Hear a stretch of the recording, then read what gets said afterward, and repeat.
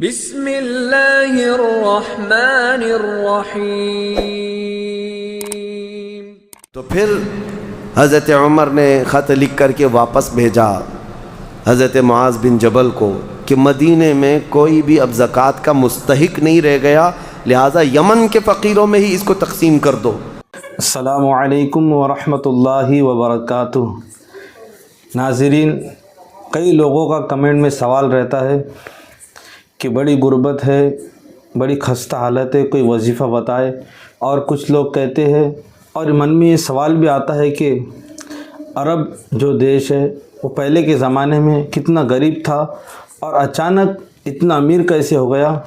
تو آئیے جانتے مفتی سلمان اظہری صاحب سے کہ عرب کس طرح سے اتنا امیر ہوا، انہوں نے کون سا عمل کیا جس سے ان کے کمائی میں اتنی برکت ہو گئی۔ رسول اقدس صلی اللہ تعالیٰ علیہ وسلم کے زمانے میں جو غربت تھی مدینے کی، وہ ایسی غربت تھی کہ صحابہ کے پاس پورا جسم چھپانے کے کپڑے بھی نہیں تھے۔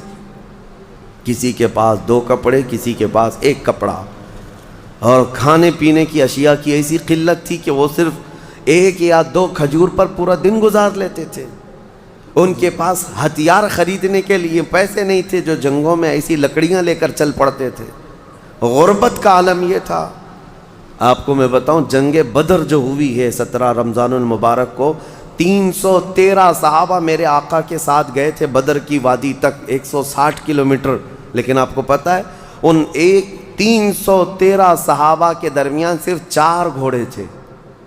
4 گھوڑے، آپ سوچ سکتے ہیں 4 گھوڑے تھے صرف جس پر سواری کی جا سکتی ہے 313 لوگوں کے پاس۔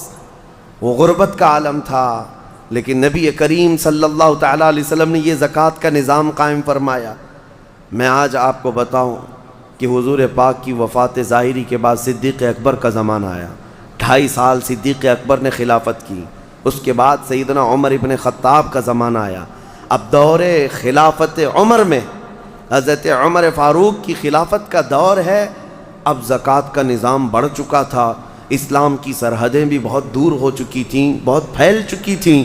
یمن کے گورنر سیدنا معاذ ابن جبل رضی اللہ تعالیٰ عنہ صحابی رسول ہیں، وہاں کی زکوٰۃ کلیکٹ کرتے ہیں اور وہ زکوٰۃ مدینہ بھیجتے ہیں حضرت عمر کے پاس، خط لکھ کر کے امیر المومنین، یمن کے غنی حضرات کی یہ زکوٰۃ ہے، فقراء مدینہ میں اس کو تقسیم کر دیا جائے۔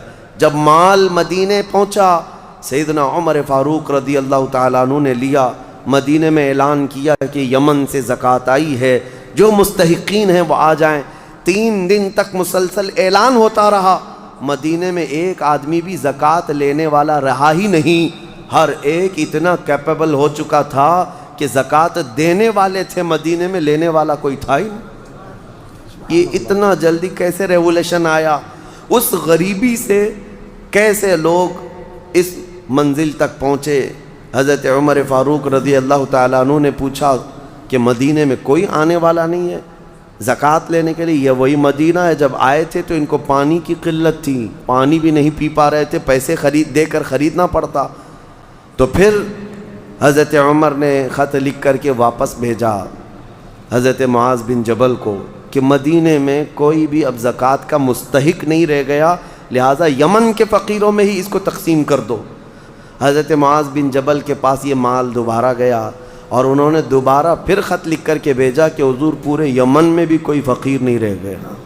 یہ نظام مصطفیٰ ہے، یہ نظام مصطفیٰ ہے۔ تم سمجھتے ہو 2.5% سے کچھ نہیں ہوتا؟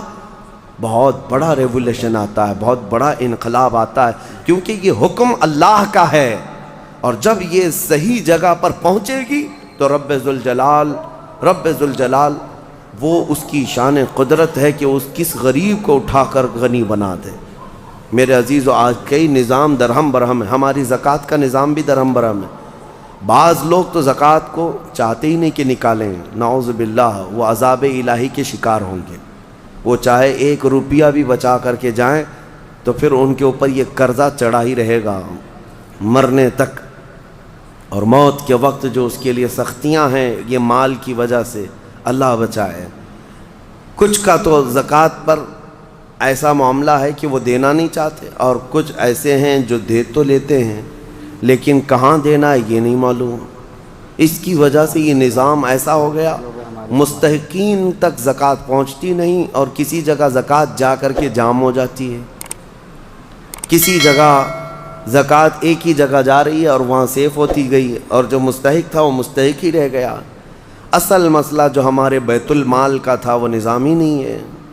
پہلے بیت المال ہوا کرتا، امیر المومنین جو ہوتے وہ سب کی زکوٰۃ کلیکٹ کر کے بیت المال میں جمع کرتے، اور پھر جتنے بھی فقراء ہوتے تھے ان کا رجسٹر ہوتا تھا کہ کون کون مستحق ہے، اور ان کو سال بھر فوکس کر کے بیت المال سے دیا جاتا۔ اگلے سال تک وہ فقیروں کا نام رجسٹر میں ہوتا ہی نہیں تھا، کیونکہ ان کو اتنا دیا جا چکا ہوتا کہ وہ اپنا کاروبار کر رہے ہوتے، اپنی تجارت لگا چکے ہوتے، اور دوسرے سال وہ خود اپنی زکوٰۃ لے کر کے بیت المال میں آتے تھے۔ یہ نظام تھا۔ بہرحال عزیزان گرامی وقار، جتنا بھی ہمارے پاس اب بچا ہے نظام، اس میں اللہ رب العزت کے حضور جانے سے پہلے اپنے مال کو اس کی راہ میں اس کے حکم کے مطابق ادا کر دو، ورنہ جو عذاب الہی قارون کو آیا تھا، آپ کو پتہ ہوگا، قارون دنیا کا سب سے بڑا مالدار آدمی، اللہ تعالیٰ نے اس کو بے حساب دولت دی تھی۔ اسی سے سوچو آپ کہ اس کے خزانے اتنے تھے کہ خزانوں کی چابیاں 70 اونٹوں پر لاد کر لی جاتی تھیں، خالی چابیاں رکھنے کے لیے 70 اونٹ لگ جاتے تھے، تو پھر خزانے کتنے رہے ہوں گے۔ بے حساب اللہ نے اسے مالک بنایا تھا دنیا کا، لیکن جب زکوٰۃ کا حکم آیا حضرت موسیٰ علیہ السلام پر، تو اس نے آنا کانی شروع کی کہ ایسا اتنا مال چلا جائے گا، اتنے خزانے تو زکوٰۃ میں جا رہے۔ موسیٰ علیہ السلام نے اس کے لیے رعایت کی درخواست کی، تو رب تعالیٰ نے کتنی رعایت کی پتہ ہے؟ کہ قارون کے لیے زکوٰۃ اتنی کہ وہ 1000 میں 1 روپیہ دے، 1000 میں 1 روپیہ دے۔ آج آپ 100 میں 2.5 روپیہ دیتے ہیں، اور اتنے بڑے مالدار کو، کیونکہ رب تعالیٰ بہتر جانتا تھا، جب اس نے اس کا بھی کیلکولیشن کیا تو کئی خزانے زکوٰۃ میں نکل رہے تھے۔ اب اس کا دل نہیں مانا کہ اتنے میں خزانے کسی کو مفت میں یوں ہی دے دوں۔ مال ایک ایسی چیز ہے جب کسی کے دل پر یہ غلبہ کر جاتی ہے تو اپنے باپ کو بھی نہیں تسلیم کرتا، نہ اپنے بیٹے کو تسلیم کرتا۔ اسی لیے میرے آقا صلی اللہ علیہ وسلم نے فرمایا، مال کے طلبگار کتے کی طرح ہیں۔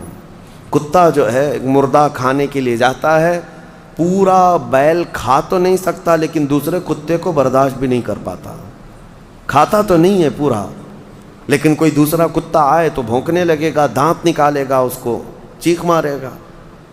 یہ حدیث پاک میں مثال اللہ کے حبیب نے فرمائی ہے کہ دنیا کا طلبدار کتے کی طرح ہے، اور دنیا مردار ہے۔